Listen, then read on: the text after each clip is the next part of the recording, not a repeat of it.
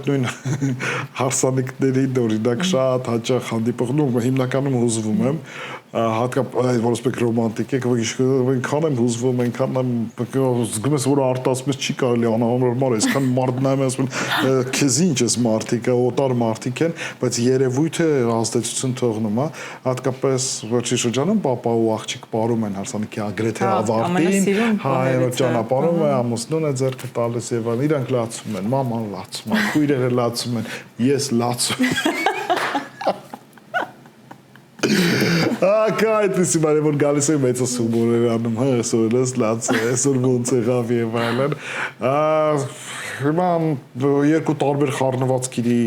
տեր երեխեք են, փոքրս բոլորովին այլ է, մեծը այլ, տեսնենք շատ սեր ուշադրություն, քնքշանք, մի քիչ օրինակ երկրորդի դեպքում արդեն փորձառություն եւ տարիքն է փոխվել եւ առաջին երեխա ունեցել ես, ինչ քեզ թվում է որ սխալ ես արել, գոնե փորձում ես ուղղել երկրորդի դեպքում, չգիտեմ։ Իսկ դուք այն ծնողներից եք, որ անպայման փորձում եք նմանություն գտնել երեխաների մեջ, այս հարցում ինձ նման, այն հարցում նման չի։ Ես այդքան չէ, բայց անդադ խոսում են, օրինակ մեկ-մեկ կեսկատակ սիրում են, չէ, բանավեճի տեղել չեմ թողում, բայց այդ իմ ասած ավելի լավ է բանավիճեմ, քան թե այդպես ավարտեմ, որ կինս խոսում են, որ մի հատ լավ